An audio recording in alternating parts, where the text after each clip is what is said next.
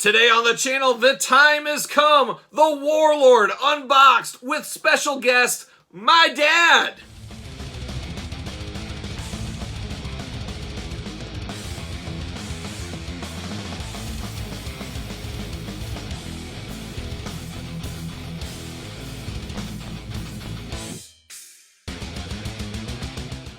Welcome everyone, Kyle here, and welcome back to the channel for another Mattel Elite unboxing and review, and today we've got a special one. We're dangerously close. We're right around the 10,000 subscriber mark, and as promised, I have brought a special guest to help unbox this very special figure, the Warlord. And who is my special guest, you ask? Well, I'll tell you. There you go. He is the Bill Russell of action figure collecting, my dad, Tom Peterson.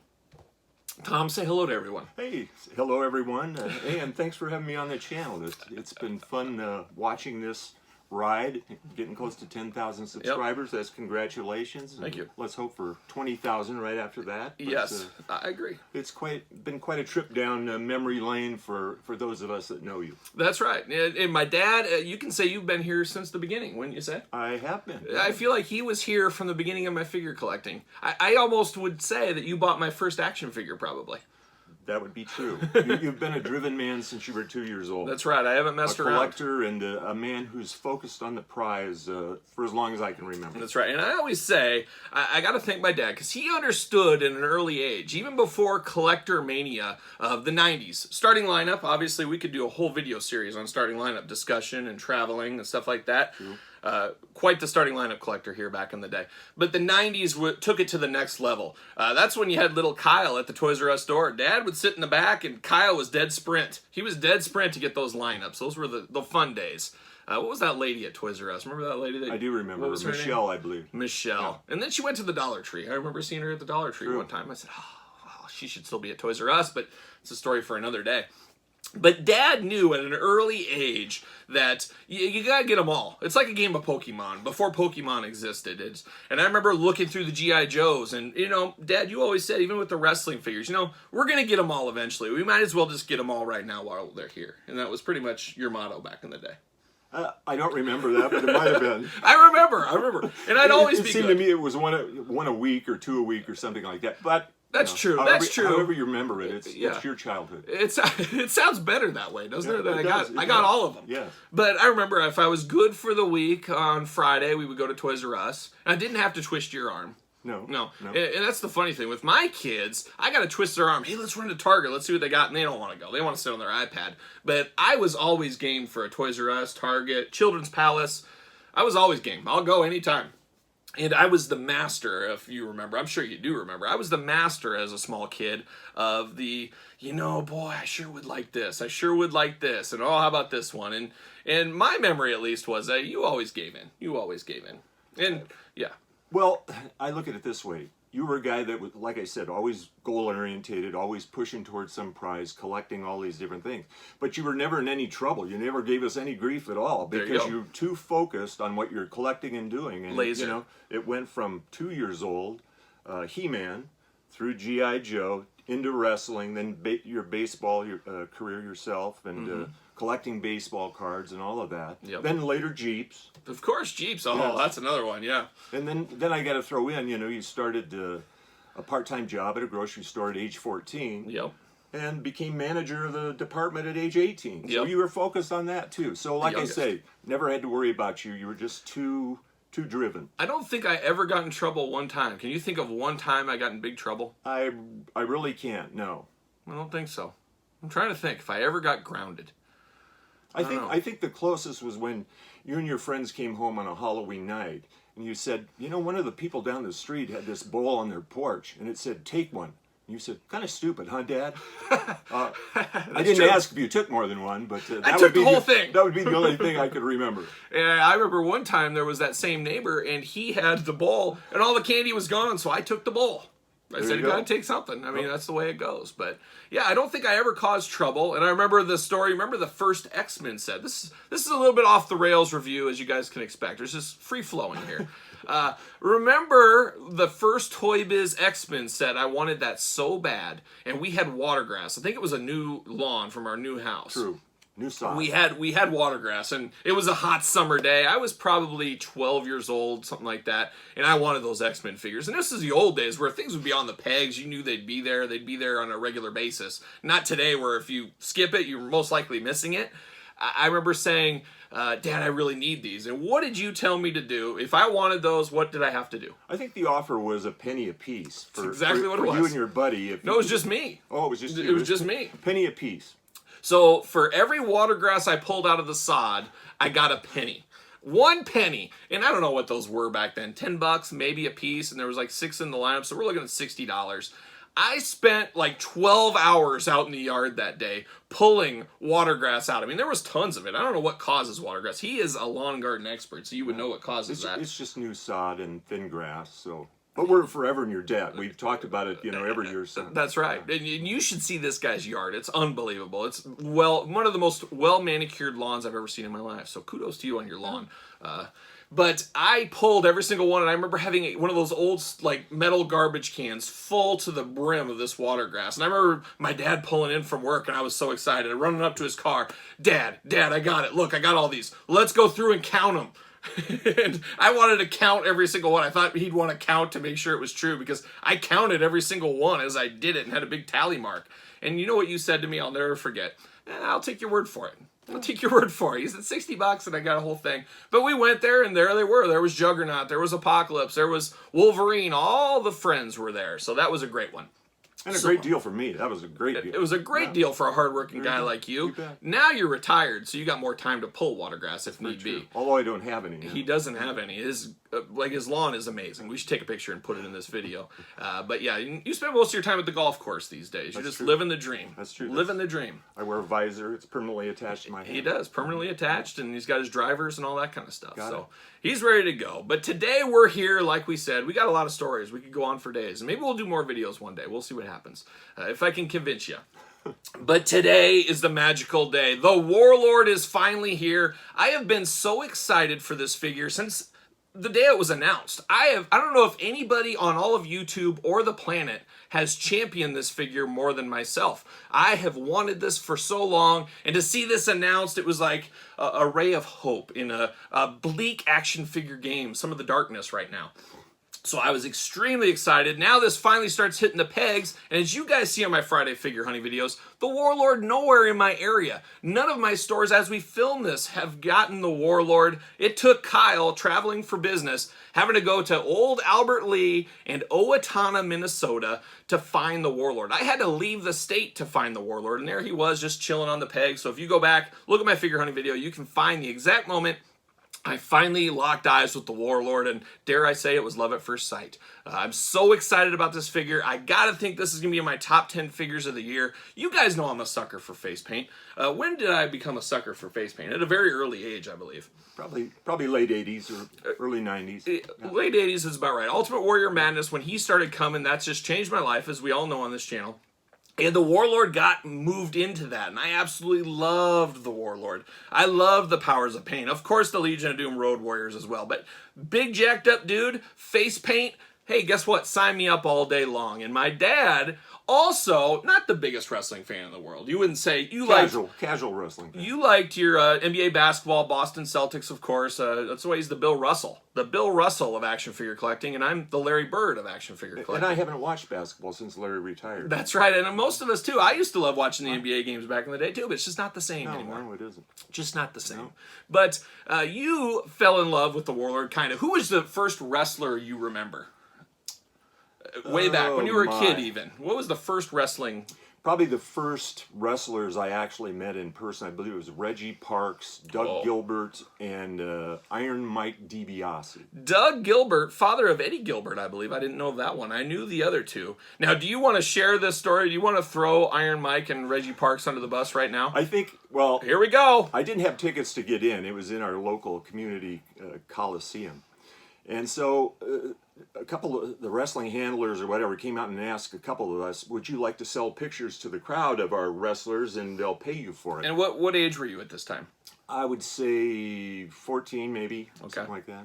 So anyway, a couple of my friends and I, we each took one guy's pictures. We went and sold them, and then you had to deliver the money in the excess pictures back to the locker room after the matches were over. So went down there all hyped up. We'd sold these pictures and this and that. Well, they all told us, hey, we're short a little cash here. Well, we knew how to make change, and we weren't short cash. But anyway, long story short, no cash, no pictures. Get out of here, kid. They took advantage of young Tom Peterson and his friend, that dirty Reggie Parks. Most of them know him for building those, all the title belts. You know, he's built a lot of famous title belts. Probably overshadowed his wrestling career. And then Iron Mike DiBiase, who we later came to know as the father, the adopted father, of $1 Million Man Ted DiBiase. So you've held a grudge against the DiBiase family, I believe, to this day. If I'm correct. I kind of let it go by now, you know. But you know, the thing that's strange was, I think I did the math on that, and if we all remember, Iron Mike DiBiase died of a heart attack in the ring shortly after this happened. What was that? That might be. You know, I don't want to say karma, but, you know, I don't know. I don't know what happened there. It's been a long time, but there's been hard feelings. And I really didn't deal with Iron Mike. I didn't know that he did that, but Parks and Gilbert were definitely in that mode. I don't know what's going on with some of these. You know, wrestling's been a little shady since back in the day, and it's gotten more shady, I think, as years have went on. And then, of course, through your college days up in Minnesota, AWA territory, of course. True. And you were a huge Greg Gagne fan, if I remember correctly. Was that right? Not so much. Not so much. Not so much. You always said that you knew that things really weren't on the up and up when you saw Greg Gagne for the first time, wasn't it? As I remember, they had paired him with a guy named Jumpin' Jim Brunzell. Yes, Killer Bee. That just didn't make it. When you're used to seeing Nick Bockwinkel up there and superstar Billy Graham and some of these larger than life people, I just didn't quite see where old Greg fit in, other than Dad owned a league. He had a good last name. Right. Yeah, that's right. That was good for him. That was good for him, and he did okay. Now, I don't know if you watched my video a couple weeks ago. Greg Gagne is putting his hat back in the wrestling figure arena and starting some company to make wrestling figures. Oh, good. Good for Greg. And he's like 72 years old, so you're never too old to start something new. No. And that's why you're here to review this channel. So this might swing into Tom Peterson's action figure review channel on YouTube. We'll get you some subs. We'll as old as I am, it could be my last one. Who knows? I could go the way of Iron Mike tomorrow. That's right. Yeah. You never know when your last review could be, and heck, I don't ever know when my last review could be. So there you go. So, all right. But we like the Warlord. The Warlord was... Getting us back on track here. Yes. Definitely a bigger-than-life guy in those days. I mean, the guy had oak tree legs and thighs and arms. Now, I think, looking back on it, he probably would have been a better NFL lineman than a wrestler, because he didn't have a lot of wrestling moves. But I think if you notice, his arms were a little too short to be an offensive lineman. you need longer arms for that, and he didn't have that. But you got a guy built like that with face paint and this haircut, and he just looks menacing, ominous compared to the rest. And you're a casual observer. You're walking in and out of the living room while the kids are watching Royal Rumble and SummerSlam and all that. And definitely, you put this guy next to some of the guys in those days. Put him next to Dusty Rhodes, and who do you think is the guy who's going to win? Yeah, exactly. And he just a huge guy, as we all know. And it's funny, when I was a little kid, and because you're little, you don't know everything, but a lot of older fans at the time always said, oh, this is a cheap knockoff of the Legion of Doom. Him and his partner Barbarian, this is the Legion of Doom Road Warriors. It's a cheap knockoff. And I never saw it that way. I said, this is wrestling. There's big jacked up dudes. They got face paint on. They're ready to throw down at a moment's notice. And Warlord was one of my favorites. Looking back all these years later, of course he wasn't, the Dean Malenkos of the world. He wasn't. But he wasn't there for that. And that's the beauty of wrestling, if you ask me. I love big jacked up dudes. You need the yin and the yangs and the different kind of characters out there. And Warlord, just being as big as he was, just a monster. Just an absolute monster. It took care of everybody, and he didn't have the longest career, but he's fondly remembered, at least by this family. We'll put it there. I think all in all, I saw a podcast with him on it not too long ago, and a very nice guy, laid back guy. Yep. I think that's probably why he had a manager in most situations, because he wasn't the most glib speaker, and his voice probably didn't match his physique. And that's tough. When you're that jacked up, you better have a deep, tough voice, or you're in big trouble. Yeah. And I know that personally, because I'm a big jacked up dude, and I got just a velvety voice, like young Barry White. There you go. Something like that. Mm-hmm. All right, well, let's get down to it. We're going to unbox this Warlord, and guess what? We're going to do it like we do all the unboxings on the channel. We're going to take a look at the packaging. We're going to talk about it. We're going to unbox it. We're going to talk about it. We'll chime in here with a couple things we think of. We'll get my dad's opinion of this figure, and we'll see where it goes from there. So let's take a look at the packaging first on the old Warlord. There he is, part of Elite Series 87 Collectors Edition, Walmart exclusive. And it seems to be he has 2 per case at this time. I know it's easy. Everybody wants a Warlord. Don't give in to scalpers quite yet. These are just hitting the pegs. Like I said, my area hasn't even got him yet. So there's still a chance to get him out there. If you wait and play a little of that patented long game, you'll come across the Warlord out there. But we got true effects right here. We got the beautiful glamour shot of the Warlord, looking only like he can look. Just looking like he's going to rip somebody's head off there. We got the Warlord. We got certified authentic. This is a certified authentic WWE Warlord figure. We should have many more, but it is what it is. We'll take this one for now. And you got WWE logo. All the packaging is the same we've seen before. On the side, there's that glamour shot of the Warlord. Just looking mean, just looking bad, looking like he's going to rip through somebody. Absolutely love it.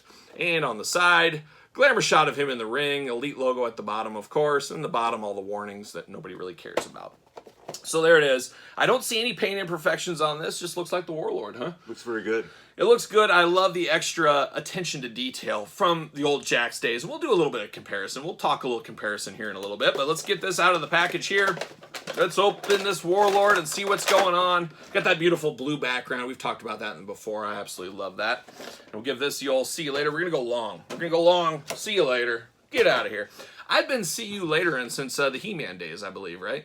I think. I seem to remember that. I'd usually do it. Back in the day, you could roll your window down in the car, and I think I'd just throw it out the window on my way home from Toys R Us is probably what happened. I don't remember that. Yeah, probably not. Okay. Probably not. But you remember He-Man, too. You remember Faker. And you always told me that was when He-Man really jumped the shark for you. You said, now it's turning into all cash grabs. This is He-Man in a different color. Put a different name on a same figure. Same figure. Yeah. And then that was the start of getting the most out of your molds. And that's what every action figure line has done ever since. If they can reuse, they go for it. And speaking of reuse, I think we got a little reuse with this one right here. But there he is, the Warlord in the plastic prison, looking only like he can look. He's got an extra set of hands there, ready to go. Is he strapped in? He is strapped in. Maybe a little one. He is strapped in. So we got the hands. There's some hands there. Let me get these scissors. I don't know what's going on. Well, a guy like Warlord, you got to strap in because thieves want their Warlord figures. I mean, he's probably the most popular figure of all time. There he is. See you later up high. Get out of here. All right, we got the Warlord out of the package. And oh my gosh, this is a monster figure. I absolutely love it already. I'm in love. I'm in love. Move over, Angie. Move it in with the Warlord. This is what I want out of a figure. I don't know how this doesn't make my top 10 list of the year. I don't know. You probably don't have a top 10 list quite ready yet, but it's got to be your top 10 too somewhere. I think it goes right up there with Van Vader. That's a good one. You picked up some Vaders out there at Target. Did. That Vader, I forgot about. That is going to be in the top 10 list for sure as well. But this Warlord, I love it. So now one thing, and Dad, I know you're not deep into the game here, but one thing we're seeing now with WWE Elites that we've seen with Marvel Legends and a few figures over the last few years is some of these pinless joints and double jointed elbows. So you got pinless joints with this Warlord. Don't get a lot of those. So this is really, the first time we saw this mold was a little bit with that Hulk Hogan Survivor Series figure that we recently unboxed on the channel. That was coked out Hulk Hogan, where he looked like he'd just done 10 lines of coke and his eyes are all bugging out. But that was Hogan in the 80s. Whoa. But that's what we saw this body on. So this is a little reuse there. But they couldn't have used a better body mold for the Warlord. This is just jacked up, beefed up guy. Like I said, we got double jointed elbows on here, so you can see the double jointedness. So you got two things. So traditionally, it's a single joint. So we're really getting to the future here with the Elites. They're slowly integrating that into almost all the figures that we're going to get. And you got pinless joints, so you don't see the little pin. So it really makes it more eye-appealing, makes it more lifelike, if that's the right word I'm looking for. Just absolutely fabulous there. And then, like I keep saying, he's big, jacked up dude, heavy, got a huge stance to him. I mean, it really is the Warlord from the Powers of Pain era, shrunk down to figure form, is what this feels like to me. I will say, I guess we got to say it sometime here, and Dad, I don't know, you probably don't know this, but it sounds like we're not getting a Barbarian to match this anytime soon. And that really is a travesty, if you ask me. How do you have the Warlord and not the Barbarian in the Powers of Pain gear? That's just how good this figure is. He needs the Barbarian next to him.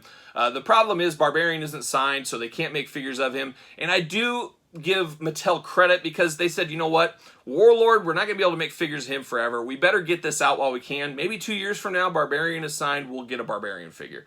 So at least we're getting this Warlord Powers of Pain. It's better than nothing, but I would love to have the Barbarian to go along with my Warlord.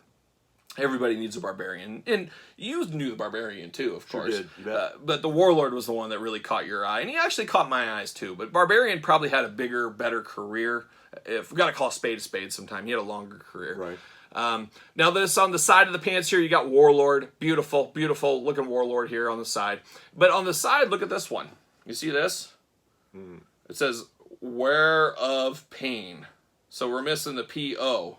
So Powers of Pain. Oh, so a lot of people have called this out online, and people have talked that, oh, Mattel messed up, and they said it's going into Jakks. Well, little known fact here, and this has been proven in pictures out there, is they had their long pants on, and then he wore tights over it, and it covered the P.O. Oh. So you never saw the power. So very strange and very weird. You think they would notice that when they're wrestling, but this is actually accurate. So if you were wondering that at home, what's going on there, there's that. Like I said, Warlord, big jacked up figure here. Big legs, got double jointed knees to go along with the elbows. You got those boots. I mean, he is a big, big, tall figure. He's got 2 fists on him. I always say it, every figure should have at least 1 fist, and Warlord got 2. We also got open hands for Warlord. I don't feel I need those open hands. I feel like Warlord's a guy that he's going to rely on his punches. He's going to rely on his clotheslines, his forearms. He needs these fists. That's what he needs here. And then you talked about his head before, his haircut, his face paint, and all that kind of stuff. They got it to a T. This is Warlord to a T. I keep saying it's shrunk down Warlord is what this is. And then you take his little apparatus. I don't even know what you call this thing he's wearing. Vest, I don't even know. I mean, it's Warlord. It's Warlord all day long. Just beautifully done. There's a lot of detail here, and they're not going to get any reuse out of this. So kudos to Mattel. They could have easily just given us Warlord, no shirt, very similar to Jakks back in the day, but they went the extra step and gave us his vest and everything, and it even has the Warlord on the back here, so you know it's a one and done thing. So even though we're not going to get tons of Warlords, they're not going to get a lot of reuse out of this, they went that extra step to give us what we wanted with our Warlord figure here. So this is very solid. The black and red, we've talked about that on the channel too. 2 colors that really pop together. No paint imperfections here. Just absolutely fabulous. Then the black and the brown on the hair. I just love everything about this Warlord figure. Definitely top 10 of the year. I'm not sure where it's going to land. You'll have to stay tuned. December, we're going to have all kinds of top 10 lists of about every figure line out there. Does it fit on a ringside collectible stand? That's always the $1 million question. I always say it. Spend your money on your figures, not your stands. Ringsidecollectibles.com. Use discount code Kyle. Save 10%. And he fits like a glove. Fits like a glove. So there's the Warlord right there. Any thoughts on that figure? Figures have come a long way since the old LJN days. That was our first experience with the Warlord, was the LJN Warlord, the old rubber ones, of course. Mm-hmm. And little did we know, and I've talked about this on the channel before, I can't remember if it was my 9th birthday or 9th Christmas, but you got me all those black card LJNs out of the back of the catalog, the pro wrestling magazines you could order from. And we didn't know you couldn't find those at the store. We just said, oh, they're in the magazine. We'll just order it, make it easy. It's almost like Amazon before Amazon. But we got that Warlord, which became one of the rarest LJN figures of all time. And we actually have that, I think, right there. Grab it. There it is. Yeah. Beauty. A beauty. And we'll talk about this one in depth more maybe one day soon. So this Warlord, though, that was what started Warlord hysteria off. That was our first incarnation of Warlord. And some things never change, as we didn't get a Barbarian in the LJN line, and it doesn't sound like we're going to get a Barbarian in this line either. So that's a little disappointing. But we got to take the good here, and there is 99.9% good with this figure. This is exactly what we want out there in our Warlord figures. I'm glad it was worth every second of the wait. And we got to compare him to some other Warlords, too. We'll do that real quick here, too. This was Warlord's first Elite. Now, this is solo run Warlord. I don't know if you had any thoughts about this Warlord back in the day. Made by the same company, Mattel? Yes. Both? Yep. This is the Elite. I can tell that, yeah. Yep. So this one was pretty cool. This is when he adopted Slick as his manager and got rid of Mr. Fuji, went over to Slick, and the Warlord, yeah, we got that one. So we got that one many years ago. That was a huge peg warmer that was clearanced out forever. Now it's probably a little harder to find as time goes on. Some of those, it's always been that way, though, in action figure collecting. It's not the ones that were really popular that end up being super, super value. valuable. It's some of those ancillary ones, and you could go back. I know you remember you telling me the story of those old baseball figurines from when you were a kid. What were those again? Those are the Heartland baseball figures, and yeah, as I remember, of course, everybody wanted Mickey Mantle, Babe Ruth, Roger Maris. This is back in the 60s. Yep. But there was a Dick Groat, the shortstop for the Pittsburgh Pirates, that nobody bought, and he became worth like $3,000. Yeah. The others were worth $500 later on. And Dick Groat, I mean, I couldn't remember. I knew it was a Pittsburgh Pirates player, but that's not a name we all remember. Everybody remembers Babe Ruth. Everybody remembers Mickey Mantle, and they remember who else was in there. Roberto Clemente was in that set, Right. And Nellie Fox. Nellie Fox. A lot of old names from the early 60s. And those were, I mean, they were akin to statues, but they were kind of toys, kind of a toy statue type, like a starting lineup, I guess, but with less articulation. They're this tall, plastic. Yep, and so that was really the start of your baseball and starting lineup collecting, kind of way back then, before you knew it. Right. But that's what I'm going to say there, is some of the deep cut ones end up being worth a lot, and that Dick Groat, just crazy how much that one's worth compared to the Babe Ruths and stuff, because nobody picked up Dick Groat, and that was a lot like with this Warlord, which is a travesty. Everybody should pick up that Warlord back in the day. But that's the Warlord Mattels, but we did get Warlords from Jakks back in the day, and of course Hasbro, LJN, but I wanted to compare it to, I do got the Powers of Pain here, with a little aftermarket stuff going on. Just beautiful here. Barbarian Warlord, of course. And then you can't have Barbarian and Warlord without their manager, Mr. Fuji. Now, Jakks did this one right. I absolutely love the Mr. Fuji. I love the Powers of Pain. Getting the soft goods, third-party soft goods. I think I got them from Ralph's back in the day. Really taking this one to the next level. But this is what we want from Mattel. If Mattel can get us these updated, hopefully one day. But there's been a few more Warlords than you think of out there. And I know my dad, he doesn't have a huge wrestling figure collection, but he definitely dabbles in some of these Warlord figures. He loves them. He even brought his personal Warlords to the table here. I don't have this one loose, but he does. I heard there's a 90% chance I'm getting this one in the will. There you go. Is that true? I think so. We'll give you both of them. Hopefully. I know Bailey, my younger sister, she probably really wants these Warlords. So it's probably going to be very, we'll call the lawyers in. I'm sure it's going to get really You'll have to ugly. make it up to her in the trust. Yeah. I guess so. It's gonna get ugly in the will and all that stuff. We're going to be fighting over these Warlords, me and my sister. I'm sure. You know, 20-year-old females, they love their Warlord figures. I think we all understand that at the end of the day. And I believe you also told me if I didn't get the Warlord this week, I was out of the will. I think you said, you know what, if we don't have the Warlord this week at the table to review, you know what, I'm moving on. I'm going to go to a different channel. I just wanted to improve your focus this week. I thought, you know, that would really get you out there and get this thing done. That's true. Yeah. That's true. Yeah. What would I do?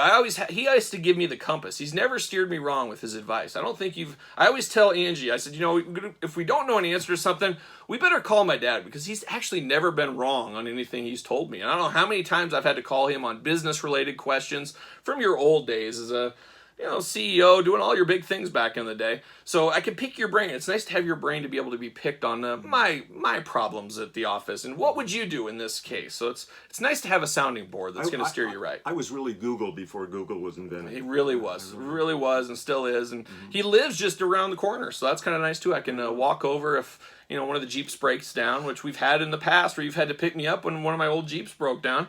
Dad, I need you to bring the gas can. We've had that over the years as well. But there it is. We're wrapping it up. This is the Warlord. Warlord Mania. So excited to get this figure. Thank you, Mattel, for giving me one of the figures I've wanted the most as a possibility. Finally getting it.